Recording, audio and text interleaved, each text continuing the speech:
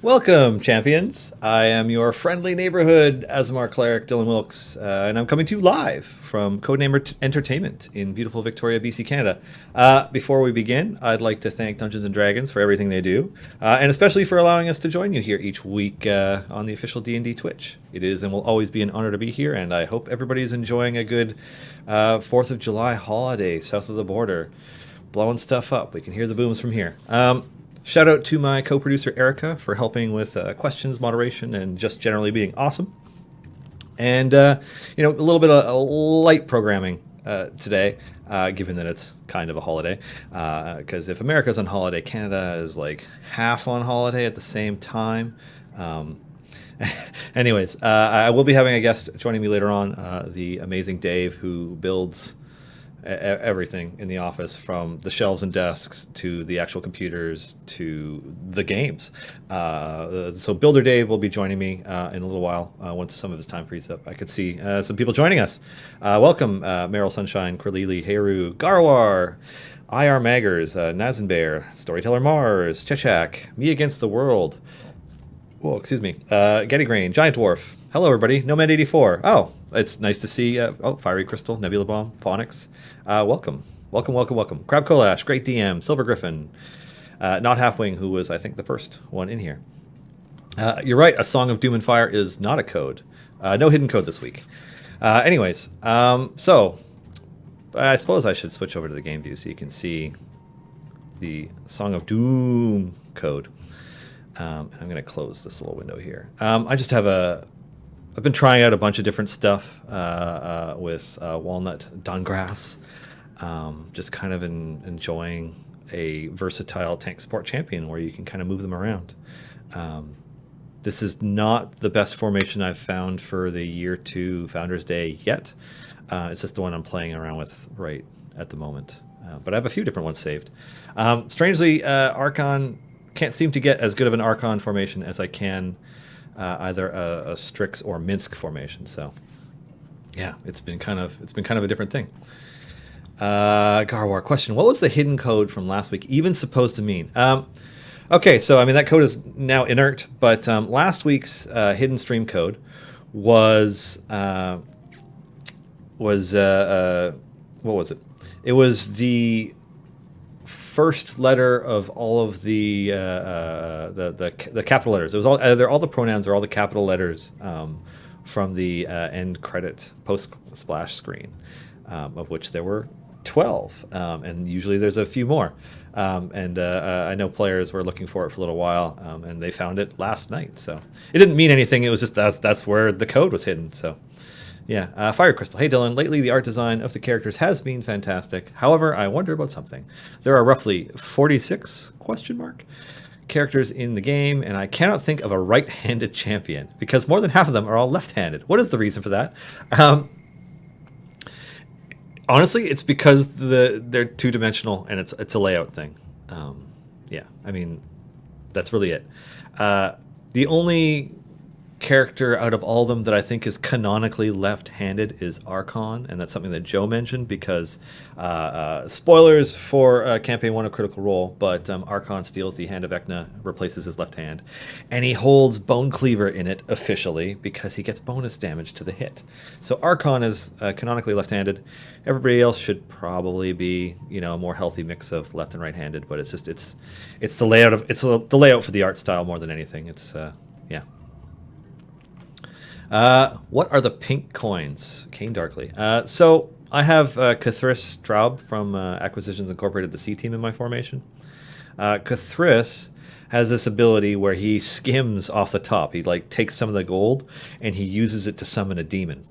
So the pink gold pieces that drop represent the gold that he is stealing in order to do that. So that's what that's from. Electric Gasms. What is that UI across the bottom? So I am currently playing Idle Champions using the Gamepad UI mode, also known as the console UI mode. It's available if you go into your settings menu. You can find it. It's just a toggle down here. I point to it, but where is it on screen? It's there. So yeah, you toggle it on, and as long as you have a gamepad plugged in and you're playing the Steam or Mac version of Idle Champions, it'll close the game and it'll reboot using this interface instead. This interface was developed first as a test so that we could see whether or not we could do a gamepad UI mode for Steam play. I'm using an Xbox One controller at the moment. And then, obviously pulled Double Duty as the default interface for both the PlayStation 4 and Xbox One versions of the game, but is also accessible from Steam players. Now, a lot of new art assets were created for this interface. You can see these new character portraits down at the bottom. I know it's at least partially obscured by the interface I have set up for the stream, but actually, what I can do is while I'm explaining this, I can do this. So the lower half of the screen, it's like we created new character portraits for all of our champions, which took Adam and Alexis weeks to put together, as well as just like a new UI across the board. It took a lot of the lessons learned from developing the first mouse and keyboard UI for Idle Champions and just kind of evolved it. We're really happy with it.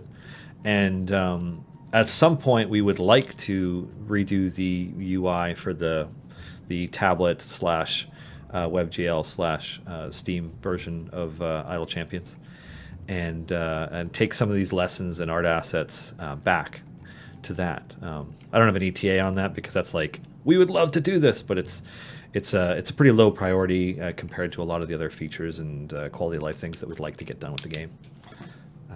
What's the next question? Razor Boo. I have a question for the GMs out there who know their lore.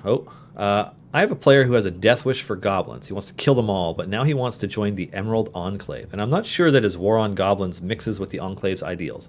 Do goblins count as part of nature? I would say that is very much open to interpretation. And when you look at any organization, there tend to be people with extreme opinions on one side or the other. I'm just going to switch back to the regular UI. From my personal perspective as a DM, I would allow it, but it would be something that would probably come at odds with other members of the Emerald Enclave when the goals of the Enclave as a whole don't align with this player's just outright hatred for another race of creatures. Say the goblins are fulfilling an important role in some part of nature somewhere, then the Emerald Enclave would want them to still be there, theoretically. So... it's okay for a player to have extreme opinions one way or another. They may have to pretend or temper their opinions or their hatred somewhat to join the organization, which is on the player. But yeah, I wouldn't say that's an automatic no. Obviously, that's my opinion, not the opinion of Wizards of the Coast, D&D, Chris Perkins, or anybody else. All DMs are different. Alrighty, Gloriously Geek. Do you have to have Walnut in the front to make use of her abilities? I haven't been able to get her to turn into a wolf otherwise. Well, in order to turn into a wolf, Walnut has to get hit. So unless you are playing an adventure or variant where a monster can hit more than just either the tank in the front row or the front couple rows or something, unless they can all get hit, Walnut's not going to turn into a wolf. Now, the trade-off there is that when Walnut is a wolf, the longer that Walnut is a wolf, in her wolf nut form, the greater the Documancer buff increases, so it ends up being really good, especially at your wall. This formation does not use Walnut in the front. My better formations do, but it's just I've just been enjoying having another character to try and fit in. Having a tank in slot 8 has been a fun thing that's allowing me to try out a bunch of different formations. Palace Nix, is there a sync between the iOS and Steam versions of the game? As best we can. Obviously, when you're developing across multiple platforms, the ideal is that they all have the exact same version of the game at all times. In practice, that doesn't always happen exactly right. I mean, it's what we aim for, of course, but we have to go through development and approvals for all of our platforms in order to push things out. Apple being one of the more fun platforms to work with. So sometimes the version numbers will be a little bit different depending on which one. And sometimes it signifies that there are some fixes that have yet to go to that platform. Sometimes fixes only need to go to one or several of the platforms and not to others. And so, it's never a perfect 100% exactly the same version on each one. They are different platforms after all. But yeah, so we try to sync them as best we can. Certainly in terms of events, champions, updated content, that kind of stuff, major bug fixes. But it's not necessarily all identical exactly all the time. Just as another recent example, the locked chests and combinations interface that we recently introduced rolled out on Steam first. And then it kind of gradually trickled out to other platforms as we got the builds okayed and they went out, etc. That kind of stuff. Morton Mar, how the heck are you already on E22 Gold Find? The event started yesterday. Well, because I pushed past Area 500 in the free play. And I left it at like 516 or 515 or 520 or something overnight. So that's why I have so much Gold Find right now. When your characters are absolutely, totally decked out in amazing stuff, you can push further. And if you find optimal formations, even better than that. So, yeah. Alrighty. Oh, Spurt, live on, you glorious little bold. It makes me happy to see Spurt having such long adventures. It's true, right? I mean, granted, he spends significant portions of his adventures deceased, but yeah, certainly long ones. Devil Shark, why can't the tokens after the events be saved until the next event? It's just a balancing thing. Say you saved up 50,000 tokens at one event, and then you had the next event roll around, and you're like, oh, I've already got 50,000. You could just buy everything. We kind of just want to keep things balanced, moving from one to one, and encourage you to spend them as you move on. Our Warehall, is the recent How We Roll chest code bugged, or did they give us the wrong one? That is a good question that I have no idea what the answer is to. So I'm going to make a note here and ask that somebody look into it, and we will get you an answer. Yeah. Alrighty. At the moment, my favor for all the main storylines is E18, and I've done all of the missions. At the end of this monthly event, I should get a 140% bonus. Which campaign would you recommend I spend the favor on? Grand Tour of the Sword Coast is always going to be a safe bet to invest extra favor into. It gets fewer. It doesn't get as good of a favor bonus as the Waterdeep Dragon Heist campaign is, and the Tomb of Annihilation campaign story-wise is complete. Not that we will necessarily never add any more adventures to it, but it's like the story is majorly done, and we've kind of moved on from it a bit. There will be more variants for that at some point, but like the Grand Tour of the Sword Coast is always going to be the safe bet for favor increases because it is a permanent campaign that will always have updates to it. So if you're unsure of where you want to spend some extra divine favor conversions from events or what have you, the Grand Tour of the Sword Coast campaign is the place that I would put it personally. Yeah. Do you play D&D 5e, and what is your favorite class or ability? Critter 0603. That is a massive question. So I deeply love both of the main characters that I play on a regular basis. Both campaigns are on break right now, and it's killing me.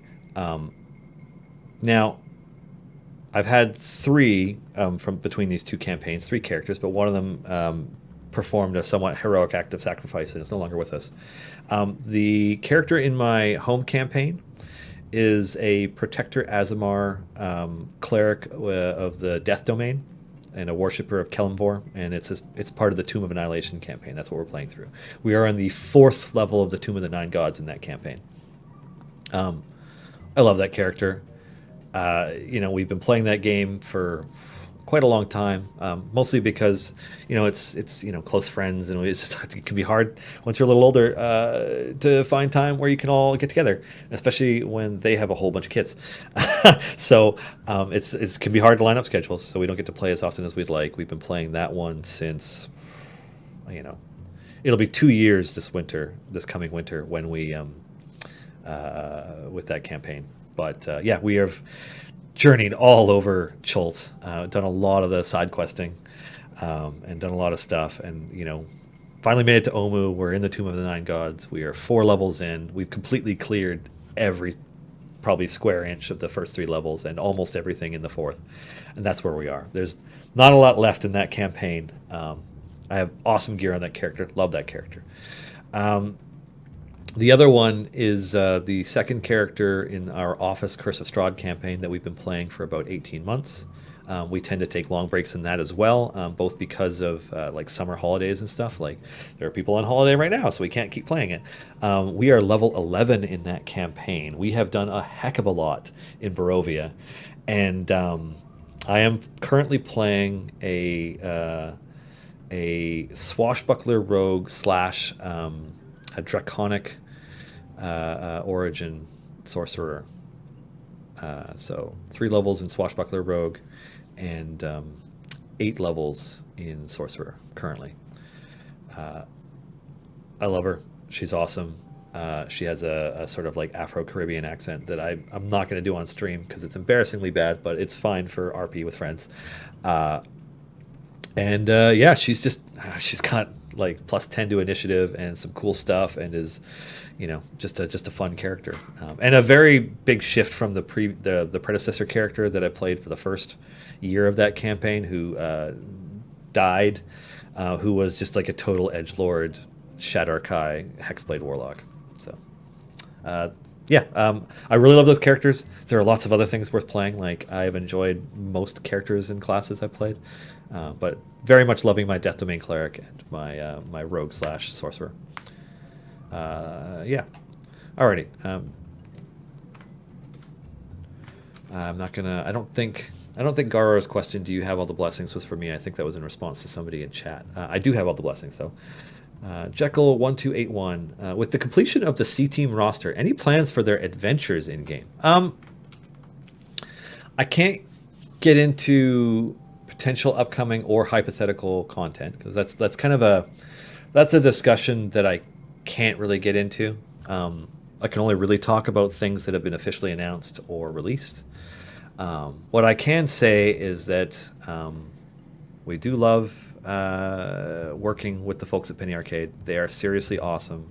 Just a total team of pros and a blast to work with. And we've enjoyed working with every single person over there that we have so far, and would love to continue to do so. Silver Griffin, which edition of D&D did you start playing with? The first edition of Dungeons and Dragons I ever played was AD&D. I played it in high school with a group of friends, and I couldn't get into it. And being a little older and wiser now, I have since learned that D&D is about who you're playing it with, and we didn't get it at the time, and we didn't have strong advocates for it, and it was just like, you know what, we were like doomed to fail at the start. And so it wasn't a great first impression. Kind of shelved it until I didn't go to university or college right away, but at the age when most people do, like late teens, early 20s, I got into 3.5 with some friends, and it was awesome. Yep. Played that for a while. That group of friends kind of, we all gradually went our separate ways, and didn't start playing again until 5e. So I don't really know much about 4th, except that they tried a bunch of new things that some players liked, some players didn't.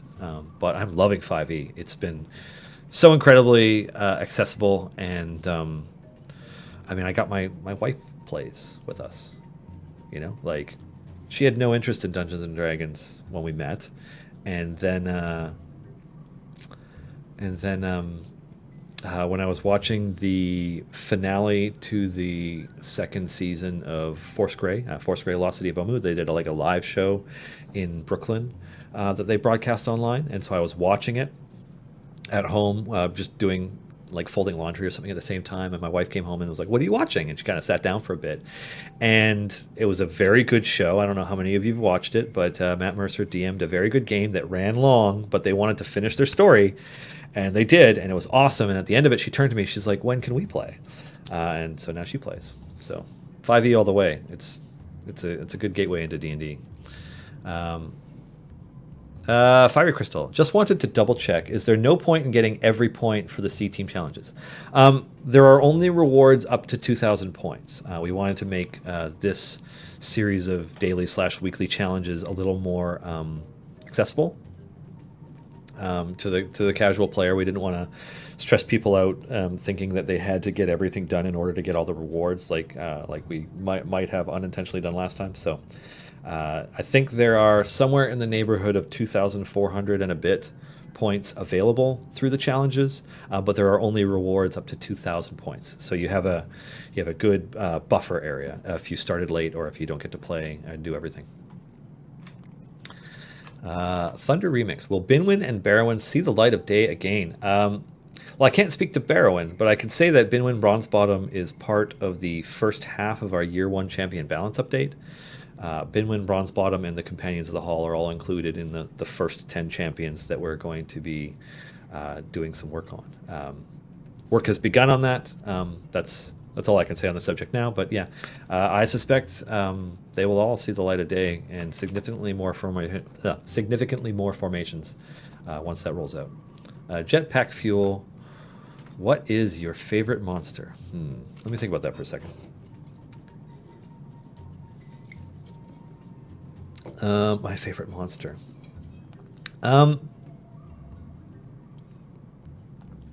There's a few different ones that I think are especially awesome. Monsters that, like, ignoring. So I have a love for like kobolds and gnolls and stuff like that, just as low level like cannon fodder monsters. But like as an individual monster, it's got to be something like either a Rakshasa or an Oni, or any of those. Like once the monsters in the monster manual reach the point where like they could be the big bad of your whole campaign, like they're intelligent enough, they're capable enough, they've got a varied skill set. Maybe in our Arcanoloth, leaning towards Rakshasa though, because I think tiger people are just rad. They are monsters that are smart enough that they can really play against you, right? Like where they can be a villain, not just a monster, but be a villain. So yeah. In terms of iconic monsters, I mean, liches, Draco liches, that stuff's rad.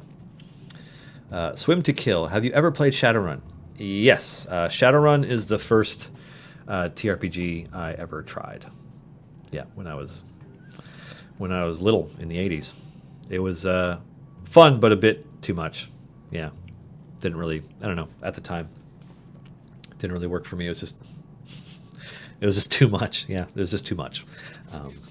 Yeah. Anyways, King Darkly. My main is a half dragon Rakshasa. Oh, good lord. I mean, that just sounds super OP. But cool. I'm seeing some of the answers to chat. Somebody likes the Rust Monster. Rust Monster's cool. I kind of wish I had a monster manual right here, right now to go through, but that's fine.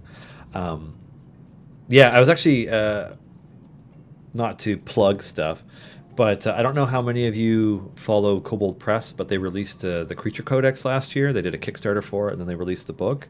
Highly recommend it. It's rad because, one, who doesn't love having a ton more monsters to work your way through? But two, as somebody who, when they do DM, tends to DM for people who are hardcore into D&D and know it very well, being able to throw surprise creatures, like describing something that they don't know what it is wonderful. The Creature Codex is great for that. I may or may not be using it for the Dragon Heist campaign I'm DMing for The Office, because one of the players is a DM who has already DM'd players all the way through the Dragon Heist campaign. So I feel obligated to tailor at least part of my campaign for people who are in a way replaying it. So yeah, being able to yeah. Well, Narpar, you already know that about our Office Dragon Heist game because you guys got attacked by rat folk. Yeah. And there may or may not be more things to come that aren't in the regular 5e Monster Manual. Anyways. Yeah. What else? I see we have getting... You know what I should do is I'm going to talk a little bit about David and what kind of questions, if you have them, you should be saving up for David right now. So, David is one of the co-founders of Codename Entertainment. He's very smart. I think he's got a master's in computer science or something, and obviously he helped co-found a video game company, so he's pretty bright guy. But he is responsible for the front end of Idle Champions, a lot of the UI stuff, a lot of the programming. He answers a ton of the tickets, so it's very likely if you have opened a ticket and had a dialogue with us, David, also Mark, maybe Peter, maybe Jacob, but very likely David would be one of the people you have interacted with. So if you have any technical questions about the game, not necessarily technical questions about how does one character's formation ability work relative to another, because that kind of stuff is designed by Chris and Justin, and usually someone like Mark implements it. But if it's questions about how different UI things work, David's done a lot of the work in trying to reduce the memory footprint of the game, and a lot of other stuff. He's so if you have technical questions about the workings of Idle Champions, David is your dude. If you want to request UI features or quality of life fixes, David is also your dude. Alrighty.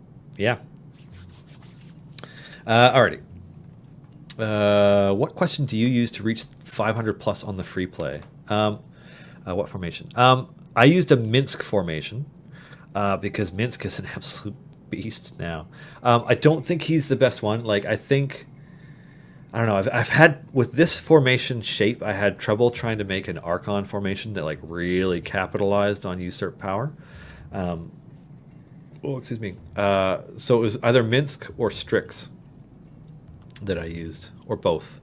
Sometimes I swap back and forth because Strix has a proximity buff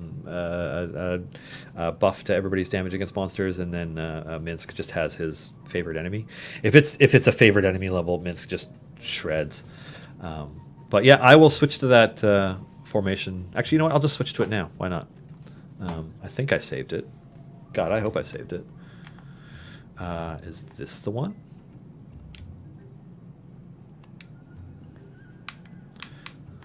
I imagine my numbers went down since I hadn't purchased some of these characters. Is this the one? I don't know if it is. I don't know if this is the one. E152. Was it number 3?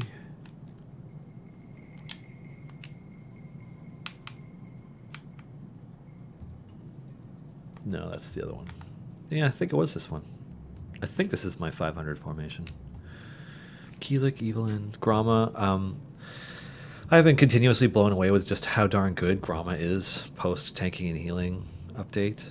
I think this is it. I just need to swap Tyrell and Keelik. Anyways. Looks like I have Minsk set to humanoids right now. Anyways, I think this is the formation I used for my 500 plus run. Though many players are getting 500 plus these days, I am far from the top 1% of players, I think. Have you seen the quote unseen content on DM's Guild? I have not. Not Halfwing. I'm not actually quite sure what you're referring to. So tell me more. The Great DM, why don't you have any familiars on the field? Oh, great question. So I have many familiars in use currently, although I'll have to switch over the view to game only view in order to see it. They are all set to leveling champions. So all of the champions have familiars on them right now, leveling them up. Yeah, so that's where they are. They're not on the field because they're busy.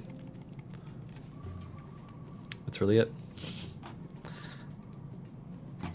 Alrighty. I still haven't broke 500. I'm at 499 Garwar. Yeah, I mean, cranking off enough ultimate abilities in the right sequence in order to get Zariel down, it seems to be the challenge. Yeah. Critter0603. How do you get save formations up? I'm pretty new to the game. I can only demo it on the gamepad UI right now because that's what I have open.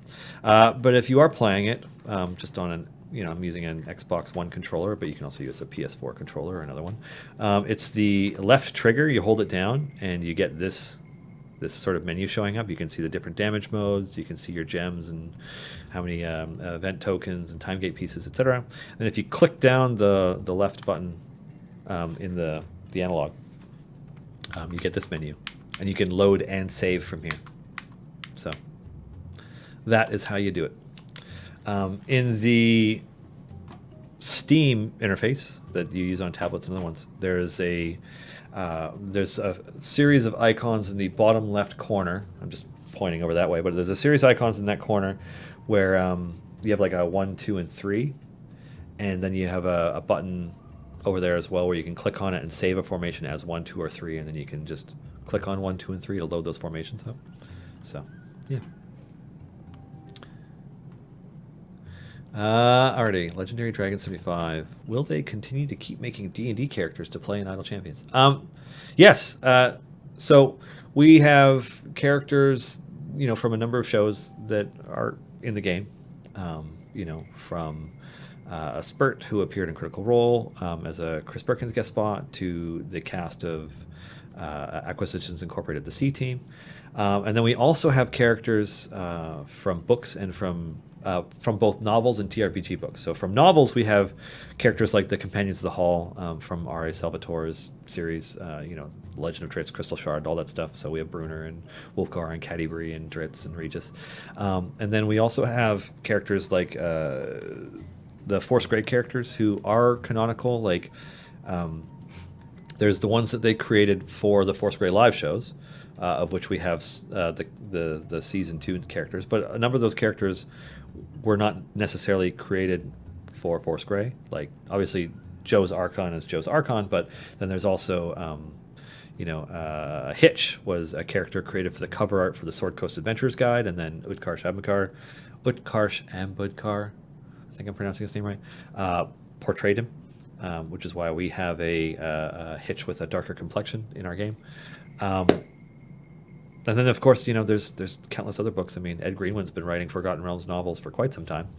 We have a long list of characters we would like to add. And there are a lot of moving parts behind the scenes that kind of have to align in order for different characters to make it into the game. And so we're just kind of chipping away at our long lists and working with people we like to work with. I hope that answers your question, Legendary Dragon 75. And there are original characters, as Mars pointed out. Gromma, Stokey, Narak, Krond, Korth. We don't tend to create as many of our own original characters because there's such an abundance of characters to add to the game. We're spoiled for choice. We tend to do it most frequently when it's like, okay, there's a niche we want to fill with a character. And Warden, yes, my favorite character is definitely Warden, because that is the champion. I designed them, their kit, all the things about them, and then Kat brought them to life. Pretty stoked about Warden. Anyways, we don't tend to do our see any original characters that frequently, just because we want to fill niches with them. We see something that's like, oh, we don't have enough representation of lizard folk or fighters, so we did a lizard folk samurai, which we felt was like kind of a different thing, and a little bit more creatively challenging to come up with something unique and new for them. And High Rollers, yes, Spawn of Light is right. Katie Morrison's character Ayla from High Rollers Eros is in the game, as well as Tom Hazel's Keelik Ad Kolar, also known as Quill. Two of our more recent event champions. And there is a canonical Loxodon in the Forgotten Realms. What? Who? Is it? Are you referring to a character, not Halfwing, that Jeremy Crawford might have played on stage? Would that count? Because I honestly can't think of another Loxodon that's in the Forgotten Realms, but I'd love to know. You guys definitely nailed it with Korth. Thanks, Mars. Yeah, Korth is an interesting one. I've actually been really surprised at how frequently Korth ends up being a DBS increase to my formation versus my extraordinarily well-geared Celeste. I mean, yes, I do have dev privilege and a lot of, as many free chests and loot and stuff as I want, and so my characters tend to be geared as if somebody had purchased the $50 packs. Like, so you have like all epics, 5 shinies and a golden. Like, that tends to be where the gear range my characters tend to be in. And yeah, I was just surprised at how functional Korth is. And then the synergy between Keelik and Korth has been really fantastic, especially for back-to-back releases. I just been kind of surprised. They work extraordinarily well together. So, yeah. Perloke, the Loxodon Cleric. What is that from? Not Halfling? Or Halfwing? Sorry. Halfwing, not Halfling. Yeah, who the heck is Perloke?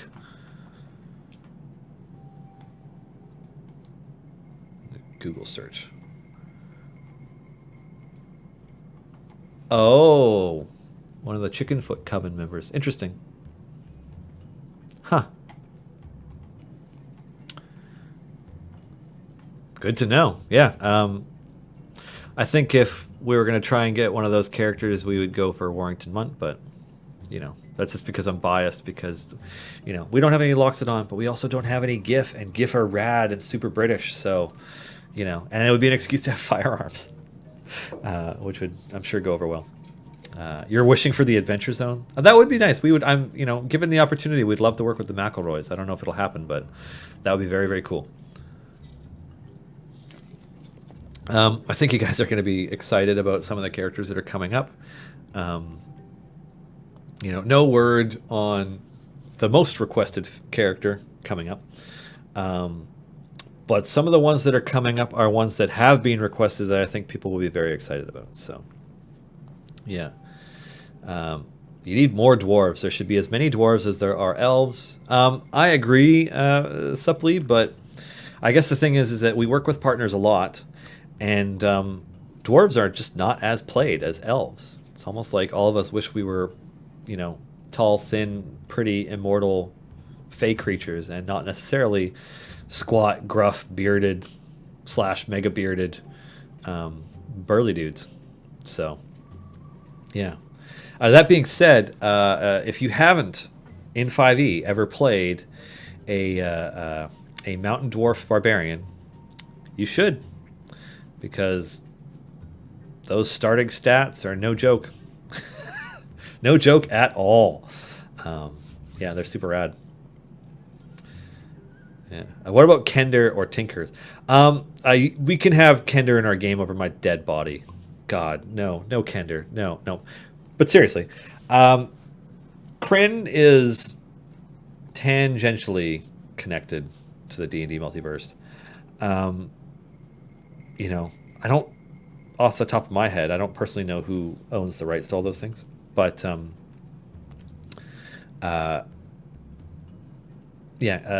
Kryn is not, characters and races specifically to Kryn are extremely unlikely to appear in Idle Champions of the Forgotten Realm because, hey, it's the Forgotten Realms. At least we try to be. I mean, obviously, Spurt's from Exandria, apparently, and, Keelik and Ayla are from Erebus, and Warden is from Eberron. That being said, those are more exceptions to the rule than anything. Like, we do actually try to mostly focus on the Forgotten Realms. So, yeah. Cobra King, any point in earning over 2,000 points in the weekly challenges other than to vote? No, I mean, if you're a completionist and you want to get all them points, then yeah, there's a 2,400 and 10 or 20 or something points available.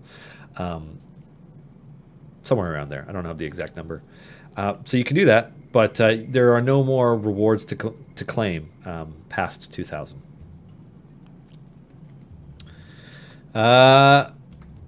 Iltsign. Dylan, what is your favorite way of doing stats and why? Example, point buy, 4d6 -1, standard array, etc. I think it varies entirely upon the group you have in the session 0.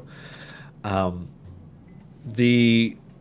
I've been gearing up to DM a third Dragon Heist campaign. As soon as we finish the home Tomb of Annihilation one, like we're basically waiting for that one to finish, and then I will DM the next one so that my DM of that game actually gets to play, which he often doesn't. I made him point buy because he has terrifyingly freaky luck with dice, and I don't want him to have some super statted monster in that game, because it's just like it's just hard to balance around it. Because when you have like somebody who's a character who's that much of an outlier in a party, you kind of have to gear challenges around them, not necessarily around the party. Kind of like when people min max in some super broken way, like they have a coffee lock, or some other combination that is like like Sorkadins, which are like freakishly powerful in 5e. And for those of you who don't know what a Sorkadin is, or a coffee lock, a coffee lock is somebody who takes 1 to 2 levels in Warlock and the rest in Sorcerer. And what they do is they use their the spell slots they get back from the Warlock short rests, and they burn them. They use them to create sorcery points. So it just makes a sorcerer that can cast spells all day long, which is just a little bit much. And Sorkadins are players that have enough levels in Paladin to get Divine Smite, and then they get tons of levels in Sorcerer, so they get a huge number of spell slots. And you can do things like you can quicken casting hold person on a humanoid, and then hit them for a guaranteed crit and Divine Smite and roll a gajillion dice. Both of which are just like, not that there's anything wrong with it, because it can be fun, but when one player has something like that, it warps the way you can balance encounters for the group. So unless you're playing with a min-max group or something, it's just like, oh god, like it's hard to deal with. It's a DM to DM thing. Not Halfwing is pointing out that Jeremy Crawford made an official response about Coffee Lock build, which is something that I would be inclined to agree with, which is to say that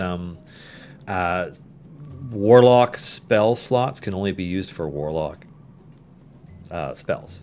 That they're not interchangeable with Sorcerer stuff necessarily. It's one of those like erratas that you can play with or not. And I'm inclined to agree with it. I don't mind players finding amazing synergies between characters. Like the main reason that I have a Swashbuckler Rogue plus Draconic Sorcerer in my game is because the Draconic Origin Sorcerer can capitalize on the Dexterity bonus, gaining a whole bunch of AC innate. As well, the Swashbuckler Rogue can capitalize on the high Charisma of a Sorcerer, getting a massive bonus to Initiative. And then, like, you don't lose too much damage by not going too far into one of the trees because, hey, I can Booming Blade melee and also get sneak attack, right? Like, I just like bop and smoke an enemy super hard. Or I can, quicken to attack again with a cantrip or whatever, like synergies. But the interactions for the so-called Coffee Lock build are a little bit exploitative. Yeah. Anyways, so my favorite way to do stats, because I didn't even actually answer that. 4d6 minus 1 is the one I almost always go with. Rolling with 3d6 for each of your stats can be a little bit punishing, just because you can end up with sometimes like such crazy low or high stats. Like you end up with such a crazy stat allotment sometimes that it's weird. Yeah, and point buy is a very, very balanced way of doing it. If you are in a rush to make a character, point buy is like, I mean, it's quick and it's easy. Yeah, I have no complaints about it. I think for one of my campaigns, my DM he's like, we're going to do point buy, but I'm going to give you all an extra few points. So yeah, a lot of options. The hardcore mode where it's like you roll like just 3 dice for each stat in order, or 4d6 minus 1 in order, is just kind of, I don't know. I mean, if you're doing a one shot or something and you're not going to be attached to the character, awesome, personally. But if it's a character that you're going to be playing for a long time, maybe you don't want to leave it up to that kind of randomness. Maybe you do. I don't know. Group to group, player to player. Are there any of the characters from the Neverwinter Nights games being considered for future additions to this game? I can neither confirm nor deny that other characters from either the Baldur's Gate series or the Neverwinter Nights series may or may not make appearances as champions in Auto Champions of the Forgotten Realms. I feel like Once you have Deacon, you don't need any others. And also we have Minsk. But yeah, could be more. Loving the new interface for switching characters. Any chance we can get the level of the characters, or at least which are unlocked, to show up again? That is good feedback. I will pass along to our devs, Silver Griffin. Definitely like I don't, like an unintended side effect maybe would be a way of describing it. When you, like the problem we're trying to solve is, we're reaching the point where there are enough swaps in a given slot that the scroll bar that we had set up wasn't super visible, and it'd be hard to find that fifth character or whatever. And so we wanted to make sure that we built for that. And then as part of building for that, a small amount of the functionality from the previous swap disappeared. So I'll take the feedback back to the team. I'm not sure what they'll do, but I will let them know. What level of equipment on average would you say you need to reach level 500? Oh, that's tough. I'd say aim for at least a couple hundred. I mean, ideally you want like all epics and as many shinies as possible, and hopefully some golden epics, because we like keeping our lights on, and I like having a job. Epic equipment and like 150 item levels per item would be probably a good start. It's tough to gauge because which champions you're using, who your DPS is and what kind of formation you're trying to build, which event champions you have. Like, they all play pretty big factors in how far you're able to progress. Luckily the core champions are very strong right now, just kind of as a whole. You probably aren't using a Delina DPS formation because Delina needs more supports, damn it. Like a Minsk formation is pretty darn fantastic right now.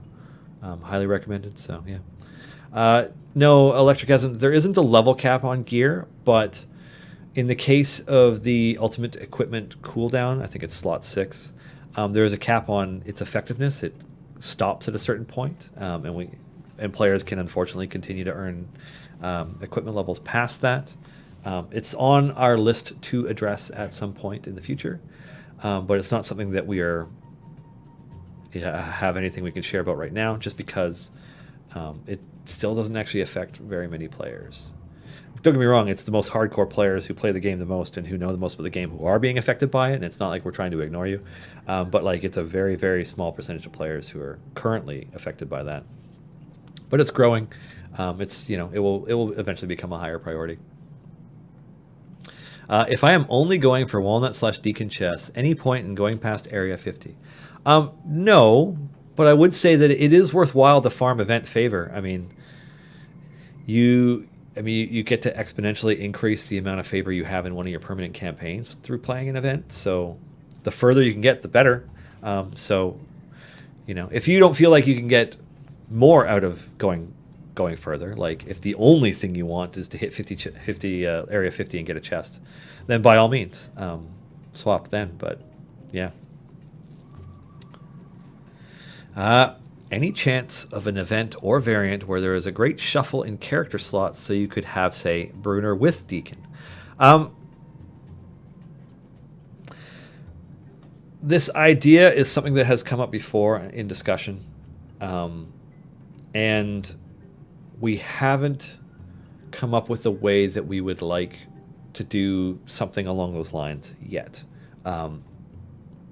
Using multiple characters from a slot, because champions are each balanced based on the position they are in and the champions they get to interact with. So having access to, say, more slot 1 characters where there are some very powerful support champions would greatly imbalance other parts of the game. So I'm not going to say that it's never going to happen, but it's not something that we're planning on doing in the immediate future. And we'll see. Like, there's always a chance. Yeah. I see somebody asked which monsters show up the most, but Garwar is luckily answering, because Garwar, if you do not know, Garwar makes the Garwar's Guide to Events. If you go to our subreddit, reddit.com/r/idlechampions. Garwar's Guide to Founders Day Year 2 is pinned to the top. Highly recommend it. Always worth a read. Garwar is awesome. Yeah. And there is also, for those who are new to our community or who haven't looked around much yet, where there's a sidebar on the subreddit on the right. I think it's on the it's on the right, a little bit further down, with links to a bunch of community resources. There's Mars recently put together a guide to unlocking Azaka Stormfang, one of our evergreen champion unlocks near quite deep into the Tomb of Annihilation campaign. That is a free-to-play guide. So it's, no money was spent in the development of that guide or making that, getting to that character, just to prove to players it takes time, but yes, you can do everything for free.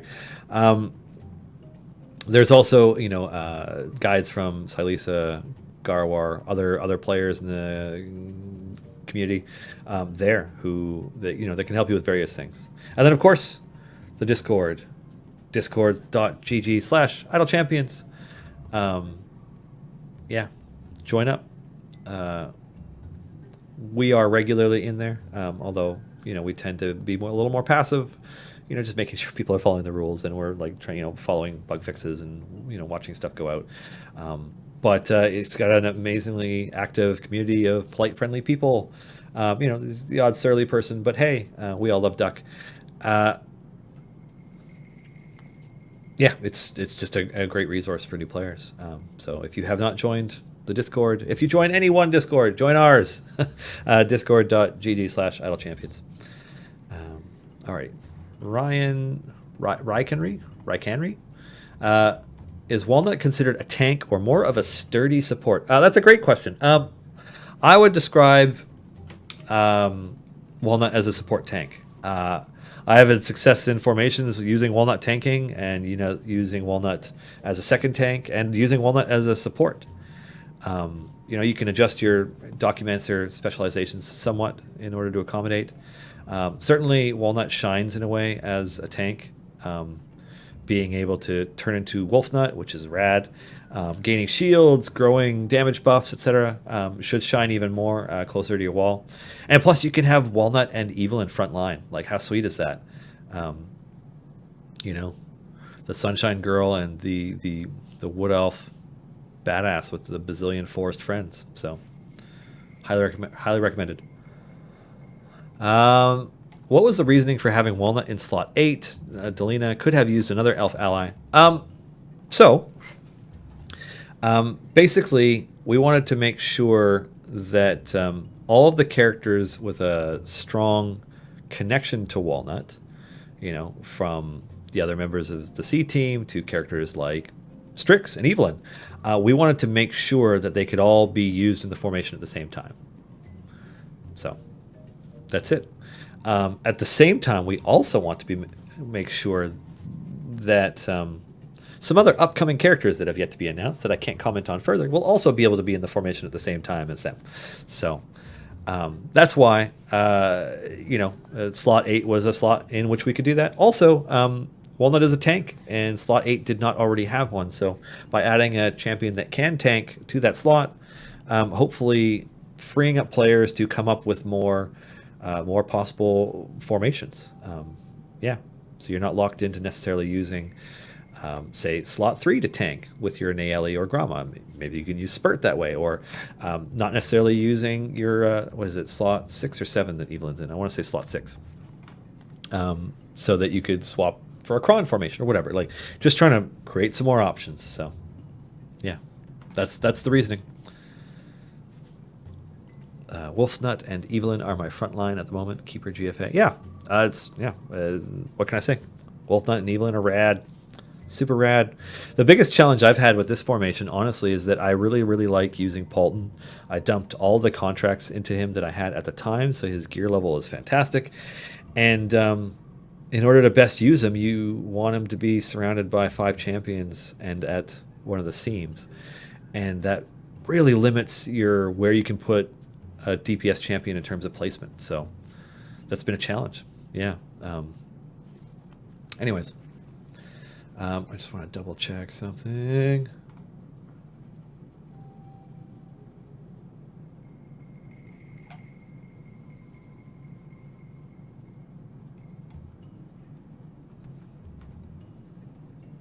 No, don't have it. All right. Okay, just beat the event 500, my first 500 win. Congratulations, Phonics48. Does anybody know Walnut's overwhelm point? That's a good question. That's a really good question. So, having something that indicates what a tank champion's, first of all, who is a tank champion, and then what their overwhelm number is something that we have, yet to do. Oh, excuse me. Alrighty, what's next? Just trying to think. It's almost 2. Oh, Dave's going to be joining me shortly. What else is going on? I have all kinds of super creepy goodness prepped for tomorrow's lunchtime D&D session, in which I will be DMing the continuation of the most degenerate Dragon Heist campaign I have run, with some craziness going on and some morally ambiguous characters who may or may not actually be villains. I guess we'll see. Yeah.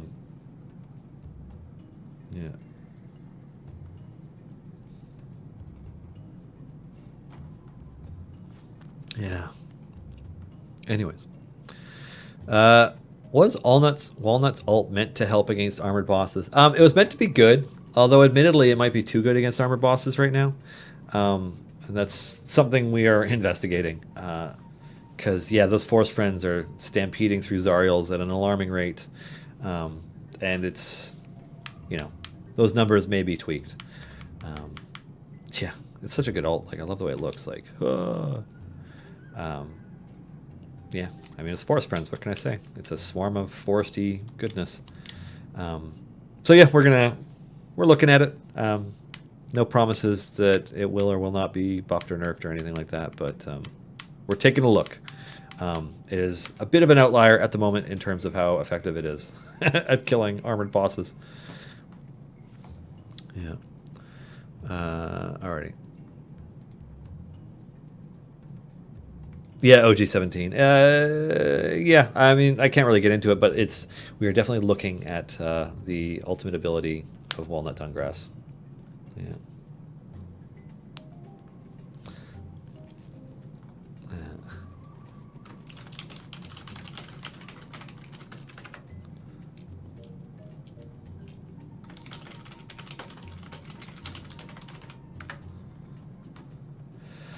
Alrighty. What else? So we are going to be at PAX West, which is coming up at the end of August, running for 4 days in Seattle. I want to say it's like August 30th to September 2nd or 3rd. I'll have to look it up, PAX West 2019, but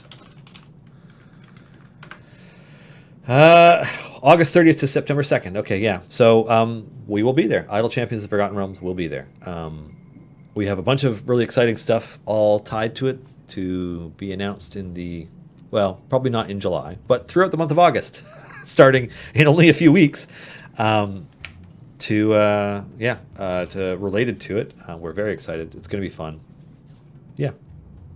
Blue Viru X. What is the point of the game if you don't do anything? It's literally a simulation. So it really depends on what you're looking in a gameplay experience, Viru X. This game is very much focused on strategy optimization. Like, you are, as an active player, you can click on enemies, you can choose ultimate abilities, which to go off when to kind of impact the outcome of battles.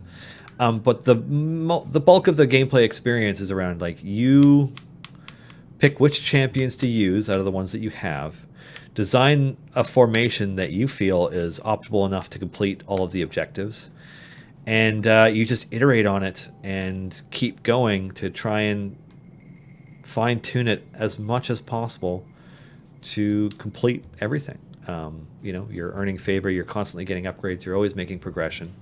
But it is not an active play game per se. This is not Halo.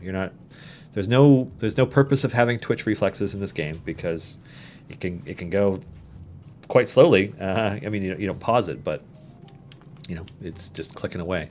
It's more about just like, for players who find joy and enjoy the experience of optimizing something until it's perfect or as perfect as can be. That's what this game is. And with each champion we add, we're adding more flavor to that soup and allowing you to try out slightly different things. And sometimes that works out better than other times. We feel like most recently Keelik, Korth, and Walnut offer a lot of opportunity for how to change up your formations and such like that. So, I mean, that's the gameplay. But yeah, this isn't Halo, and it's not a deep RPG experience like you would expect out of the upcoming Baldur's Gate 3. So it's a game for people who like optimizing. So, yeah. I hope you give it a chance, and if you do, I hope you like it. A lot of work goes into it. I see. Now, there's a number of questions I haven't addressed, and that's actually not because I'm ignoring them, but because they are queued up for the man of the hour who is joining me at this very moment. Just getting in his chair, got his Red Bull, and yeah, welcome, Dave. Once you get the headphones off the mic. Right. I saw they were summoning me. Yeah. The chat was full of "Welcome, Dave." Yeah. I wasn't even here yet. Erica made the chat message to sign up for the raffle. Welcome, Dave. Oh, I see. Yeah, it's clever, right? I feel like the quote of the stream so far is "Idle Champions is not Halo." No, and that's not a knock against Bungie and Halo, because I loved Halo. They set like a really high standard for soundtracks for video games relatively early on into like when real composers were being hired. I knew it. I knew there was an issue with this thing. That's what it was. I was detecting this earlier. I don't know if that's coming through the stream or not. I think it's just coming through our headphones. The fuzz? Yeah. Oh, okay. Yeah. Cool. It's the way that it sits. Anyways, we'll deal with that some other time. No, but so Halo's a phenomenal game with one of the best game soundtracks of all time. Oh, for sure. Especially Reach. Reach had an amazing soundtrack. I didn't actually play that one. I only played the first 3. And I was actually really disappointed when they switched from Reach to 4, where they switched from an orchestrated soundtrack to more of a techno-electronic soundtrack. Oh, really? Yeah, it was... Was Marty O'Donnell already gone at that point? When did he get fired from Bungie? I don't know the specifics. He got fired before the first Destiny came out. And like, not to knock the soundtrack for the second Destiny, because it's still phenomenal and like at the top tiers of gaming soundtracks. But his absence is noticed in that the soundtrack for the first Destiny is definitely better. Like, it's, just better done. Anyways, better soundtrack for Idle Champions confirmed.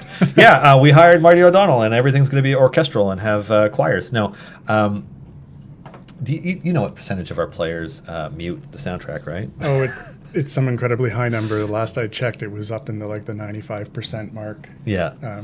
Just because most players background the game, and then it interferes with the other things that they're watching or listening to. So. Yeah, fair enough. Oh, I guess I'll adjust the mic a little bit and move a little over. There we go.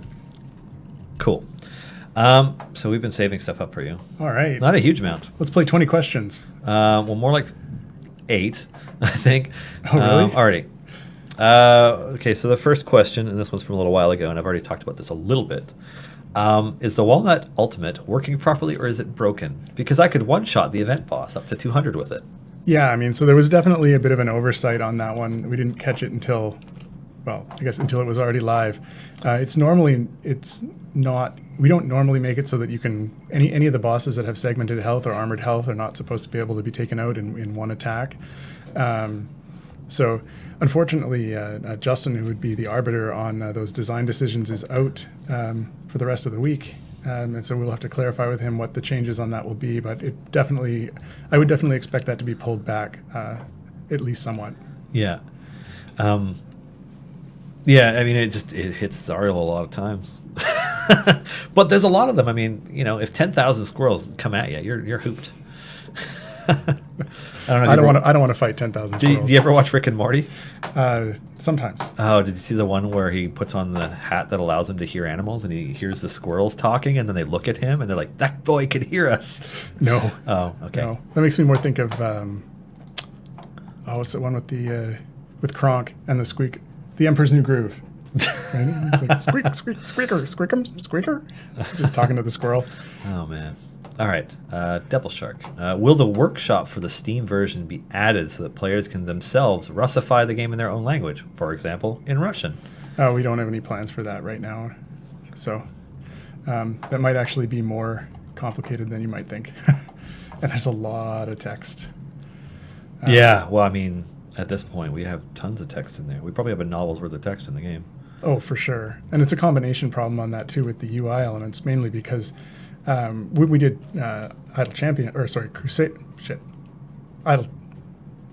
Crusaders of the Lost Isle. I can never get those names right.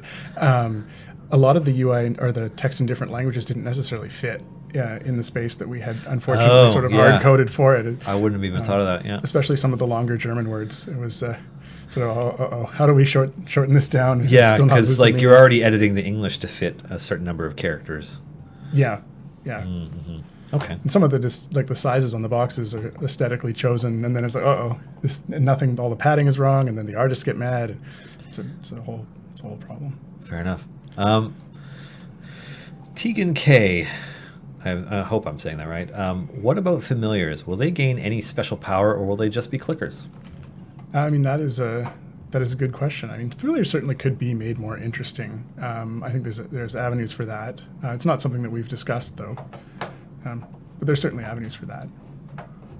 Alrighty. Question for David. When playing with familiars upgrading your characters, if you have a character's upgrade choice screen open, sometimes the second upgrade screen will appear above it just as I go to click my selection. So I end up clicking on the new screen instead. Can it be set so that the new screen will always appear below? So first in, first out instead of last in, first out. For the familiar ones. Well, no, it's like, so if you have them all leveling and then they all hit upgrades, whichever one shows up last is the one that ends up on top. Yeah, right. So they're asking to have them come up behind in order instead of on top in order. Right. That's something that we could look at. I mean, that's the default behavior of our dialogue system, and because they're each an individual dialogue, they just get put up over top. Yeah. So it's just a side effect of how that system works, and it wasn't anything. It wasn't done that way on purpose. It was that's just how it ended up functioning. So, Okay. and I could see that happening. Sure, if you got a bunch of clickers on there and the timing is just inopportune, especially at the beginning. I know I find that I'll drop down a potion of speed and then it's like bloop, bloop, bloop, bloop, bloop, and they're all in front. And then I wait for them to stop showing up and then I start clicking on them. Yeah, and even sometimes you click one and then quickly you get another one, even from the same champion sometimes. Or wait, do we do that? Yeah, we do. Yeah. Depending on how long you've left it running and how much favor you have, how quickly you get through those levels. So yeah, we could look at that. Yeah. Alrighty. I actually had Bruner with Deacon earlier today due to some kind of bug.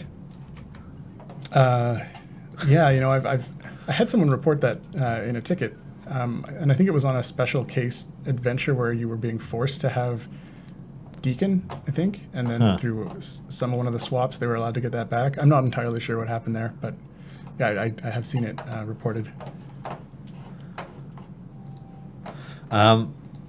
Alrighty, me and my friend can't get the in-game store to work. We both have it on Steam. Are there any common fixes? Yes, the Steam overlay. I assume this is an overlay question because that's certainly one of the ones that comes up, or well, I guess it doesn't come up when this happens. So the Steam overlay can be temperamental, and the basic steps going through to confirm that it's working is there's two places in Steam where you turn it off. One is in the general Steam settings. You can turn the whole thing off like globally for all of Steam, and then individual games you can turn it on and off for them as well. And so you check both your global settings for Steam, the overlay is enabled, and then you check the game and see if the overlay is enabled. And then you restart the computer. This tends to fix it more often than not, and I'm not 100% sure why the restart fixes it, but the Steam overlay is kind of it's a bit of a tricky hook into the DirectX context for the game usually. So Steam's kind of hooking itself into the game in a way that I don't know the best word for it would be, but it's a bit of a hack to get context on top of your game. And sometimes whatever connects to that breaks, and so a reboot often fixes that. Now, saying that you've got like both you and your friend can't get in, I'm not entirely sure. I assume you've probably gone through those steps, and if it's still not working after that, we're kind of at a loss. in the worst case scenarios, I've had to recommend people, if they have another computer or a laptop, load it up there and make the purchase there. Or if it's items like DLC items, you can buy them directly from the Steam store rather than buying them in game, and that will work. But beyond that, sometimes the Steam overlay is temperamental and it's really, really difficult to debug. Huh. So Good to know. I was only aware of the part with the overlays being checked on or off, because it's just kind of, sometimes you just turn it off because you might accidentally hit those key combinations on a semi-regular basis in the like game. a shift tab or yeah. Yeah, it's easy to hit. And then they tend to make them weirder in some of the other ones. Like I think, is it the Uplay one that's like Shift F2, which you could never accidentally hit because your hand would have to be enormous. Yeah, anyways. Uplay. I mean, Don't get me Uplay. started. I fully understand why every company wants to have their own platform. I just wish that they didn't all want to have that, because I don't want to have 10 platforms active on my computer. That's Yeah, it. no, That's the only thing. Like, yeah. I agree completely with that. Actually, I saw, was it Good Old Games? Galaxy was trying to be Yeah. a shared platform. They're like, Yeah. log in with your Steam, log in with your Discord, log in with your Epic. Yeah. I wonder how the other, like those companies will see that. I don't know. They may try and block that pretty quickly, but Yeah, it really depends. I mean, it's an interesting thing these days, right? Like, just to sidetrack from our game and from D&D for a second, the way companies are starting to approach just entertainment companies like games, video games, etc., is that like they're worried about screen time now, and like how do they control what your screen is, not just like what game you're playing or what movie you're watching or anything, but like your screen time, because like that's their competition. And so it's something that like Netflix coined last year when they were talking about Disney's streaming service coming. They're like, are you worried about the competition with Disney? They're like, no, we're more worried about Fortnite. oh, okay. Because Fortnite has a crazy number of users and also takes up a ton of screen time.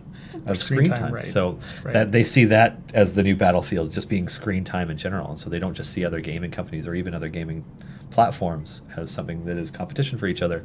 It's just what's on your screen. Right. Well, that makes sense. I mean, in a lot of cases, those games to come through the same boxes, right? Whether Yep. you're using your Xbox for Netflix or you're got your PC in your living room, it's the same deal. So Yep. Yeah. So this is a broad question from Simarati. How has the game improved? I guess the question on that is, on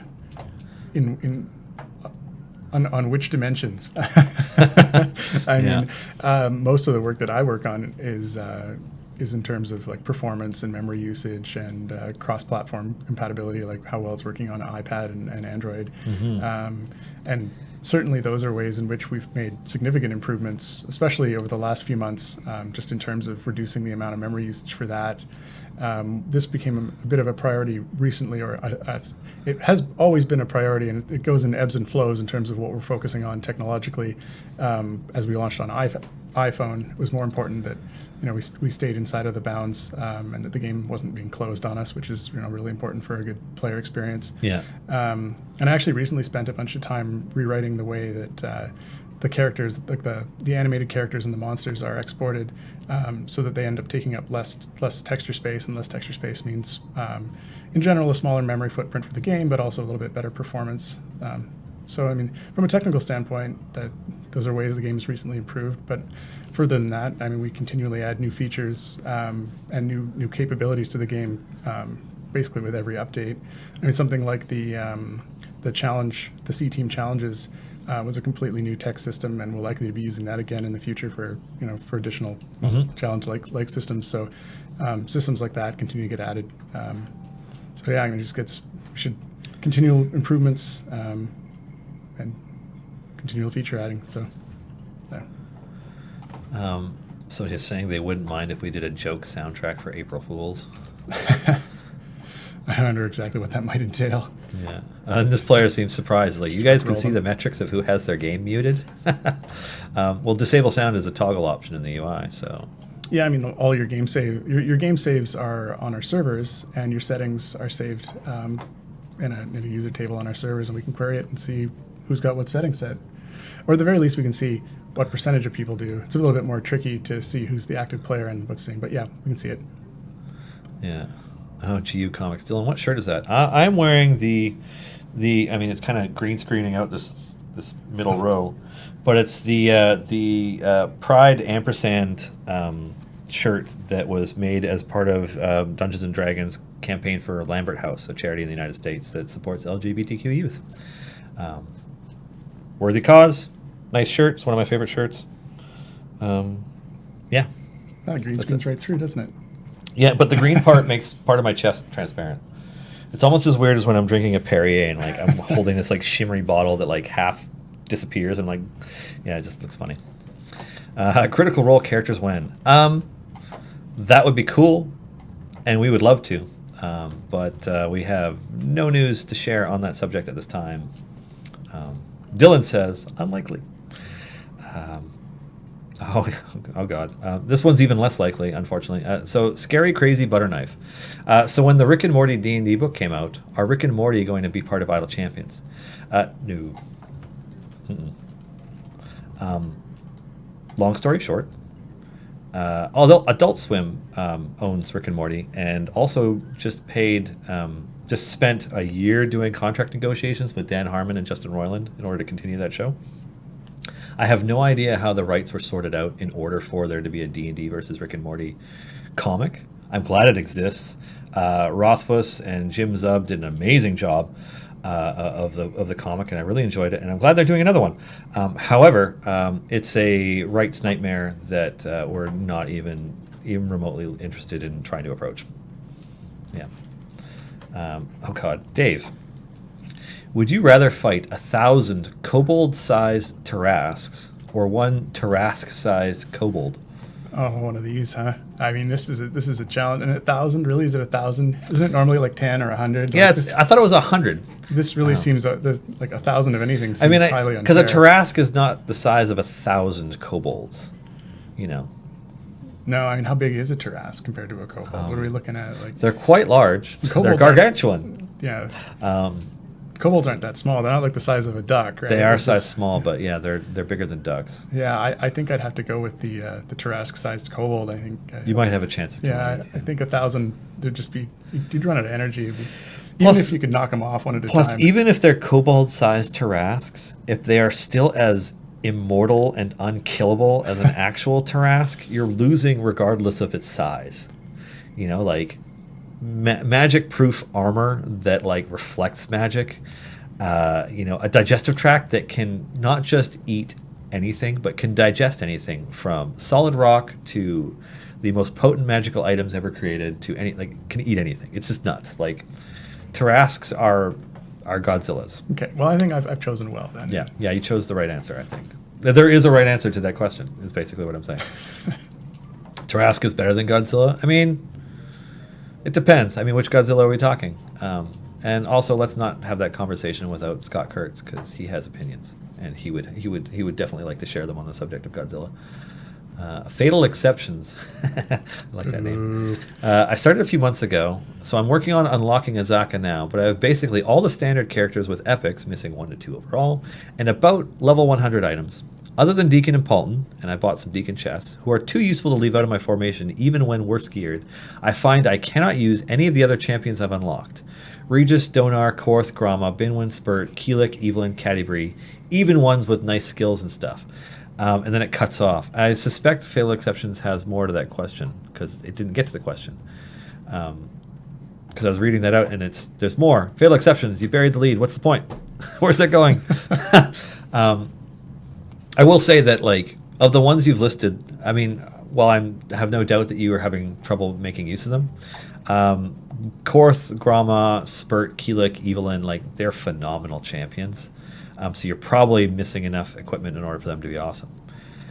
Okay, here's the continuation. Even with ones with nice skills and stuff, their gear levels are so far below all epic normal characters. Is this a normal thing? Do I just have to wait and farm over years in time gates to get up secondary character gear levels to make them useful? Yeah, Dave. Oh, I mean, I'm not the one to look at for that. Justin's not here, man. Yeah, he was yeah. here 2 weeks ago. Yeah. Yeah, it's definitely a Justin question in terms of the balance on those. Yeah, I'm not really sure how to answer on that one. I guess the context here was working on unlocking Azaka. I mean, as a side note to that, I think Mars has an amazing guide for unlocking Azaka, which is very complete, and I think it uses a minimum number of event champions as well. So it'd be definitely be good to look into that. There are a couple of event champions who will be bonuses to your formation regardless of gear level in some ways, like that you can just see benefit from getting. But yeah, I'm sure you must be getting close to do it. Level 100 stuff in epics. Like, it might just be a matter of enough divine favor to hit your level cap and have all your blessings. But yeah, anyways, that's a great Justin question. Kaleido Dragon. Will there ever be an option to see your formation before loading and saving so you know what's in it? Something like hovering the cursor over the save slot and a pop-up appears with the formation and the characters displayed in each shot. Yeah, I mean, that is definitely something that has been on the list for a long time. I know it's in the quality of life update list of things we would like to do. And so a lot of improvements to that have been designed out. So we have a list of things we'd like to see there. They just haven't been able to be put into the quality of life prioritization list at this point. So my guess would be yes, we'll likely see something like that in the future, but I can't put a date on it. Question for David Dillon. How are your days going? Oh, it's good. Yeah, I'm having a good day. Yeah. Yeah, some days I'm just like not great on stream because I'm like either just a bit too tired or like distracted or what have you, and I don't know, I'm not having one of those days, so I'm like enunciating clearly and thinking relatively clearly. Yeah, and I got my Red Bull, so you know. Yeah, anyways, the day is good. I mean, it's been productive. There's lots of stuff left to do, but it's going well. Saw Spider-Man last night. It's fantastic. But there were spoilers if you haven't seen Endgame yet? Yes. You've seen Endgame? I haven't actually. Okay. Then I won't spoil it. I intend to. I really do. I just I haven't yet. Most of the Marvel films that they've released, like, the continuity is loose. Like, yes, they take place in an order, but if you watched Thor 1 and then Thor 2 and then Thor 3 and then you're like, man, maybe I will watch the other Marvel movies, and you did, it wouldn't ruin the experience very much. You'd be like, okay, I get it. Whereas Spider-Man Far From Home very distinctly takes place after Endgame, and the events in Endgame are so universe-changing that if you watch the new Spider-Man, you're like, well, I know what happens in Endgame because it's like the movie isn't just that it has spoilers. It's built, the foundation of it is built on the spoilers of the movie that came before it. So, right, okay. and it's the first time they've done that. So I would just like, I mean, if you love Spider-Man, go see it anyways, sure. But if you haven't seen Endgame, oh, yeah. it's a lot of the most important stuff.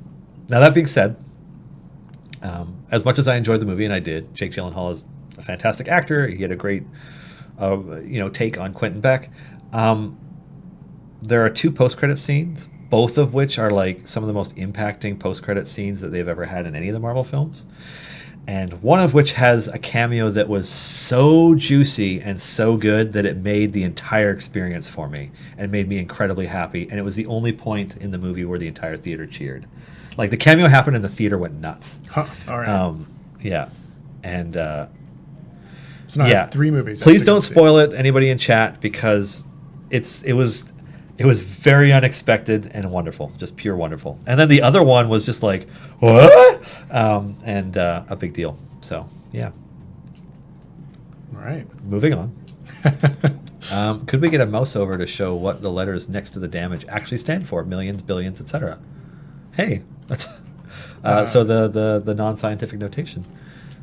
Yeah, I mean, the question would be, I guess, potentially on the damage one, or potentially on maybe on its own display somewhere. The tricky bit about that is those numbers are shown basically everywhere, so it wouldn't make sense in a lot of contexts to have all of them have a mouse over on them. I wonder if there's maybe like, is there somewhere you could put it that makes sense? Because I get where they're coming from, because it gets hard to track after a bit, especially. Oh yeah, you have to switch to scientific notation at some point, because it just gets into like sextillion, like what the point you're over the normal number. Like, we have passed a Google in damage. Yeah, I mean, once I get past trillion, it starts to become like, oh, what's this letter? What's a Q? Quadrillion, quintillion, septillion. No, not septillion. What's the 6th one? I forget. But yeah, it gets hard real quick. So yeah. So step 1, switch to scientific notation. Step 2, we'll make a note about it. I mean, if there's a way to fit something related to it in, maybe. But already, does offline gold collection get the bonus from potions? I am not 100% sure on that. I think it does, actually. I know there is, yeah, it's definitely a Mark question.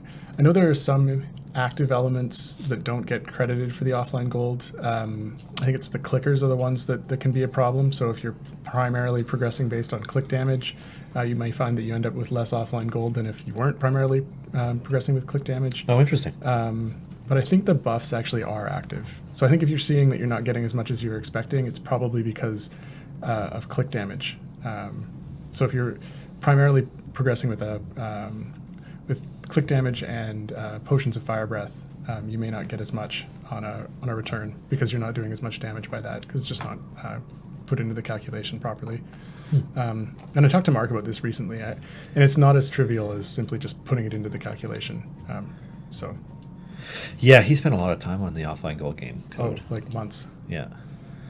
It was one of those things where people were like, fix this, and we're like, we're working on it, and then it's like a long time before it actually comes out, and it's not because it's it required easy. a pretty. It actually is because it's hard. Yeah, it was a pretty major overhaul, and it even ended up with a bunch of actual game time simulation occurring to get some approximate values to use to calculate that out. So. Alrighty. Do the game metrics let you see how much each champion is used in the formation, and does that affect how much a year 1 champion will be rebalanced with less used champions being buffed more? The answer to that is complicated. Some of that information is available and some of it isn't, and some of it isn't available in a way that we can actually get a lot of insight into in terms of the actual data of what's being used. So a lot of that we rely more on watching what formations are being talked about in the Discord and in discussion, rather than having a pure data-driven information on which champions are used where. Mm-hmm. It'd be something that'd be nice to actually have more information on, but it's not something that we have a model for that's driven directly from the player game data at this point. We also get a lot of community feedback on the subject. Oh, for sure. We get a lot of feedback from the community about which characters, what they're loving about some characters and what they're not loving about others. So that also helps. Yeah, I mean, I think that what tends to happen is as we release new characters, each new character is designed to be interesting and unique in as many ways as possible. And then that results in those champions being used, and then it makes the older champions, which are now less unique, look a little drab, and then we go back and not refurbish, what a word, and rebalance those and add more interesting abilities to them. I know we've done at least one rebalance, and we've got some other in the works. So I'm not entirely sure what Justin touched on when he was on, but I know a rebalance of a number of the older champions is something that we're working on. Well, he has listed out which ones are in which group, but he hasn't shared any of that information publicly. Wow. So, yeah. Other than Binwin and the Companions of the Hall, which should surprise nobody. But the rest of it is, right. So it is the intention. There is a plan, yeah. That champions will get a refresh to make some of the ones that have become less used and less interesting more interesting again. Mm-hmm. At some point, will gems be sold like DLC? Not directly. I mean, some of the DLC packs do have gems in them, but no, we have no plans to sell gems directly. Alrighty. With the recent change to the champion swapping UI, what other UI element changes are being considered? I mean, that's there's a number of elements in there that I can't talk about at this time. And beyond those, I can't think of anything that's not maybe in the quality of life update list, like what was mentioned earlier, like the changes to the formation save pieces. But beyond that, there is a number of elements that we are looking at updating for some upcoming content that I can't comment on. See, look at it go through that barricade. Just annihilated it. I should have saved that actually for 3 more levels for the boss. Oh well. 2 minutes. Actually, maybe we will. Whatever. Alrighty. David, can we get a resize screen option? My TV gets cut off at the bottom. Thanks. Resize screen option. Just more screen. You can change the. My TV gets cut off at the bottom. I guess the question on that is that for a console game or is that for just playing like a Steam version on your TV? Because if you're playing the Steam version on your TV, you can certainly change the resolution to any custom resolution by digging into the game setting file, which is hiding. If you're interested in where that game setting file is hiding, just open a ticket and I can share that with you. But if that's the case, then yeah, you can set it to a custom resolution that fits your TV better. If you're playing on a console, I'm not 100% sure why it would get cut off. It should be either fit to 720 or 1080p. Further information would be required. All right. Trits rework when? Yeah, that's a Justin question. Champion balance update. Let's see. Are we going to reach Thay in the Forgotten Realms? That's a Chris question, actually. So Chris is more of the architect of where the narrative goes these days. I would just add to that eventually, most likely. I mean, yeah, there's a lot of room in the Forgotten Realms, and we were only really hung out in a narrow slice of it so far. So, sword or shield? You can only choose one. Yeah. I mean, I need context here. What are you going into? Well, it was the option from the last week's Ekink, the C team. Oh, well, thing. Context is missing. Yeah. I'm going to have to go with, I don't know, I'll go with the sword, I think. Yeah. I was totally thinking shield, because at least you can hit somebody with a shield, right? Like you could just full on Captain America it if you needed to. That's true. Yeah, you shield bash. Yeah. Of course, you could shank somebody with a sword, so. Yeah. Good. The best defense is a good offense, right? Yeah, sometimes. Artie, what was the hardest glitch you've had to fix? Ooh. Hardest glitch you've had to fix? When I finish fixing a hard glitch, I tend to just erase it from my mind. No. That's a good question. We had something interesting that we ended up fixing about 2 weeks ago. There was actually, took a really long time to track down, and it was something that had been making some of the graphics individually not load properly. And it was actually a result of a misunderstanding of how in Unity a hash code worked. And this is actually in Unity, if you know anything about programming, a hash code is a way of uniquely identifying an object. Nice. Wow. And we were using that to reference the textures that were loaded. But in Unity, the hash code actually, you can override those functions. It was actually a reference to the game object, that the ID of the game object. And this is not actually unique. If you reused your game objects, IDs could actually end up being reused. But it would take a really long time because it's a pretty large space. But what was ending up happening was that we'd unload some assets, and that would free up some of these IDs. And then over time, just coincidentally, they would end up reusing that particular ID, and when it went to actually put that into our texture cache where we store things, it collided, and it threw an exception, which resulted in the texture not getting loaded, not getting marked, and that particular element just wouldn't show. And that took, I think there's been an issue with that in the game probably from day one, and it's been something that actually took me being more aggressive in unloading stuff in an effort to make it take up a smaller memory footprint that finally showed this happening at a more regular basis. And I think actually this issue was something that pretty much everyone who was in the Discord was reporting quite adamantly about. Yeah, we're doing with the update 2 Wednesdays ago when this happened. 3 Wednesdays ago. I'm sure you guys remember backgrounds not loading and monsters disappearing and all kinds of fun stuff happening. And it was as a result of that. So that one was fun. I don't know that it's the hardest glitch I've had to track down, but it was certainly a challenge. It was a challenge, and certainly very satisfying to get that sorted out, because I think it's going to solve a lot of those disappearing graphics going forward. So I'm really pleased about that. Sweet. Alrighty. Let's see. Even using the potions of speed, it can take forever to get to 400 plus in an adventure now, and we don't really get enough potions to pop them all the time. So are there any other plans for ways to speed up progress for those at that high of a wall that you can share? Yeah, so this is something that we haven't discussed in too much detail. It is something that comes up every now and then, because certainly as we keep pushing the wall forward, getting through that first section of gameplay becomes more and more just a tedious repetition of something that you're just setting up your base formation and then letting it go, and you actually have to sit there and watch it for at least the first 20, 30 levels to get it to the point where you've got everyone in. I have a few ideas around this, but we don't have anything that we've actually sort of solidified or designed out. I do think it would be nice to see something where we had a form, like if you had a previous formation that you'd used on the last run, that you could have some sort of auto fill out that would try and fill that out as it progressed. But yeah, nothing. Everything's pretty preliminary for that right now, and that's just an idea that I was kicking around. So it'd be nice to have something that we could do to make that a little less repetitive, I think, because you do end up just, especially if you're redoing in the same formation, you're just repeating yourself in a way that that could be automated. All right, so we have a few things here. Could bin win-win. So how much win could bin win win if bin win could bin win? Or bin win bin? I don't know. It's a silly question. Bin win can't win any win at all because bin win can't win bin. I don't know. Bin win's dead.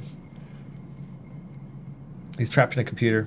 So if that's winning, at least he's not aging. You know, it's so this guy wants to know if he should watch the new season of Stranger Things first or Spider-Man. Well, if you've seen Endgame, Spider-Man, before somebody spoils it, because it'll get spoiled.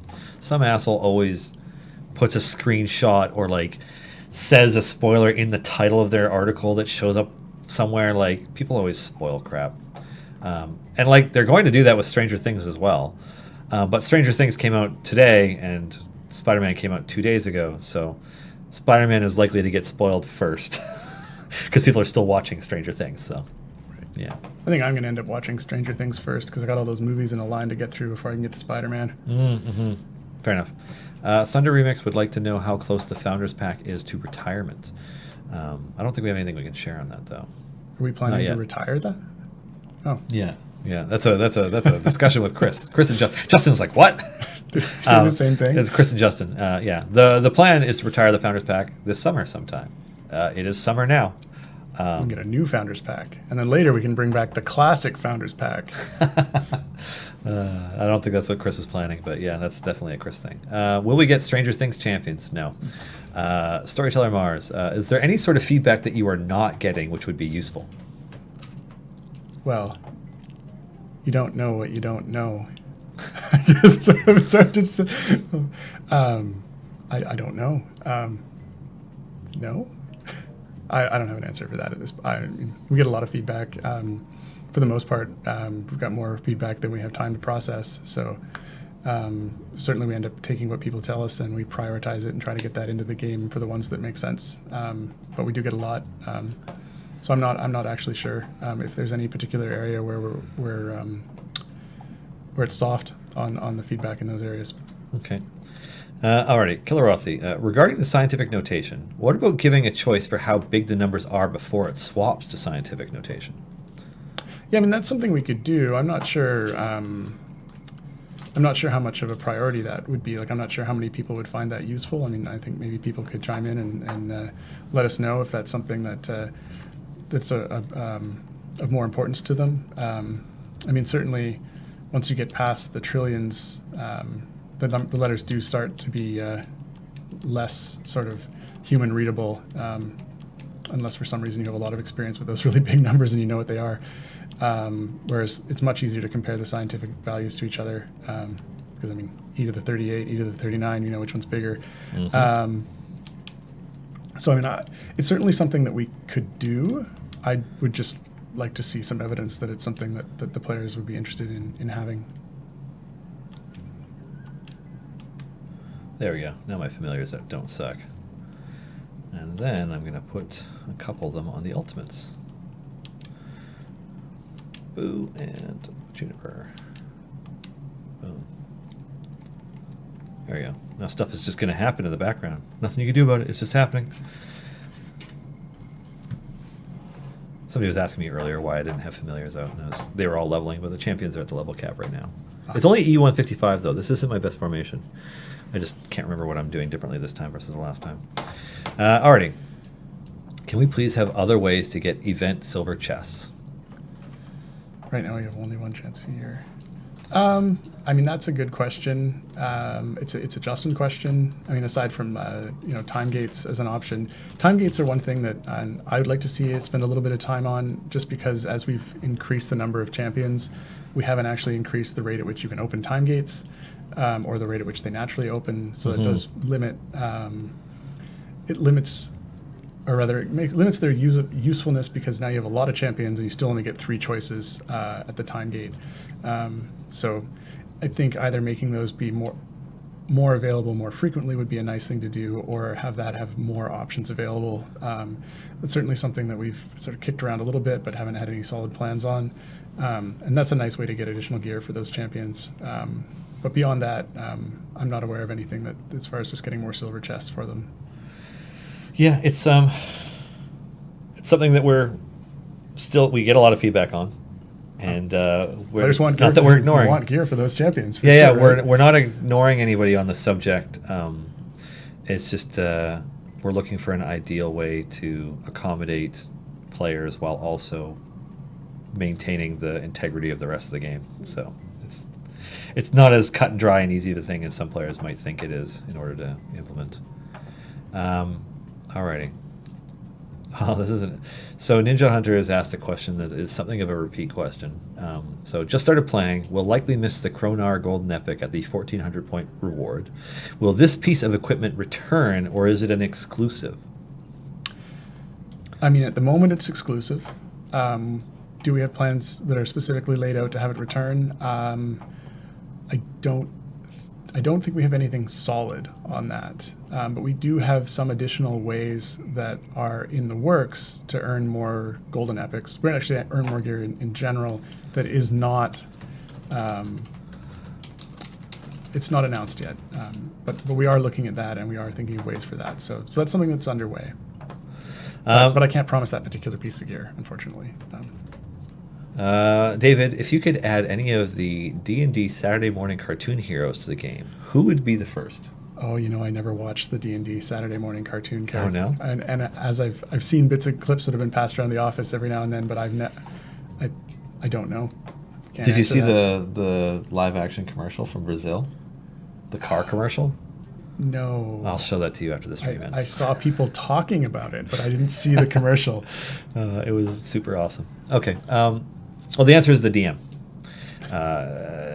Because he's this creepy little goblin-y dungeon master dude. Well, Nomi. Little bald, graying, red-cloaked dude who's just... Anyways, he's awesome. Neo Gabby, silly question, but does anyone know if there will be ways to acquire some of the previous special skins or items? Like last year they did a Mimic Familiar, the Jarlaxle Party skin, etc. That's actually a Chris question. I'm just going to note that for Chris. Yeah, I mean, certainly some of this exclusive stuff. You're going to like that question. Certainly some of that exclusive stuff gets asked about semi-regularly, and we haven't really come up with a good way to revisit some of that stuff other than like our favorite way to do some of this stuff is to just have it available the next time we run through a repeat of that particular event. So when we come across whatever the next, when we hit the year 2 celebration, which is coming up really quickly, I hope people are planning for that. I don't actually know if we've talked about that internally yet, but I'm sure we'll do something for it. I want to say end of August, I think. Or September early September. 7th, I think, was our launch date. So I think around that week is when we did it. Except I think this year that lines up with the start of an event. And we would do this in between events. So I think it might be starting a little earlier. TBD, everybody. Yeah, for sure. So while I'm not entirely sure what the plans are on that particular one, it is one of our favorite things to do is to repeat some of this stuff and make it available again when the events repeat. So so that's definitely a possibility. But again, I don't think we have solid plans on what's going to be available in that yet. Yeah. So, would you ever make yourself champions in the game? I think we would love to do that, but it's not something that is on the docket for the current design of the game. We're not really all that well known. Yeah. And we don't have any champions that we play that are, again, well known. So it would be fun. And we've done that in other games. That's sort of one of our go-tos. I think there's like a little Justin pet in Bushwhacker. Oh, that's weird. I think you can get like a little Justin pet. Oh. It's a little weird. I agree. But it's one of the things that every now and then we do. Probably more popular than that party pig that Adam's always talking about. I don't know. We could check the stats and find out. But yeah, I don't think we'll be seeing that in Champions. But it'd be fun. Alrighty, and finally, it looks like this is the last one. Carney Pig, that's Eric. Do you ever get asked by Chris or Justin to implement something and just go, how? I don't know that I ever respond with just how. Sometimes it's you do it is the is the turnaround. Although that works better with Justin than with Chris. I think maybe just sort of a raised eyebrow and then going back to what I was working on. Yeah. It's pretty rare that we end up in a case where it's like, a case of how. More of a case of sometimes, and especially more with Chris than Justin, because obviously Justin actually, being a developer, sort of knows the ins and outs of the system. Would be more of a question of, do you have any idea how much work that's going to be? Sort of. So this is often things that sound easy from a non-developer perspective. And then you look into it and you're like, are really hard. We don't have the time for that. Yeah. Yeah. That's fair. Is there an example of a feature like that is something that maybe we were looking at doing for a long time and then we didn't because we really needed to dedicate time to be able to implement it? Certainly things like the offline gold progression was one of those cases where it was like, why don't you just, simulate, or why don't you just see what 5 minutes worth of gold progress would be? And it's like, okay, but the game doesn't actually support running headless, so maybe later. That was one of the reasons it took Mark so long to get that actually worked through, was we did end up actually trying a bunch of various things to try and simulate time progressing, and then we eventually just rewrote a lot of the graphics elements so that the game could run without rendering graphic frames. And then we just ran them as fast as we could to attempt to get some numbers that would show approximately how much gold you were earning in that time. And on top of that, I was talking to Mark about this earlier in the week, in regards to the familiar part. And I know that didn't even work out exactly as well as intended. And so there's some other pieces in there that Mark knows the details on and I don't. So it's definitely a case of like it sounded easier said than done. All right. So I got another question that ties back to the equipment item levels. So any chance we might get potions of polish to give 2 or 3 options when you use them? I'm tired of them landing on the ultimates of characters I don't use. Let's give 2 or 3 options. So Yeah, that's a so instead of just being question. fully random, it just pops up a few options and you choose one of them. Yeah, like I say, that's a Justin question. I don't see a problem with that, but What happens when it's 3 ultimate equipment items that pop up? Because somebody's going to have that RNG, and then you're like, ah. Yeah. Fair enough. Okay. Alrighty. So let's see. Anxiously waiting for the Wolf Rider Goblin enemies to be added to the game.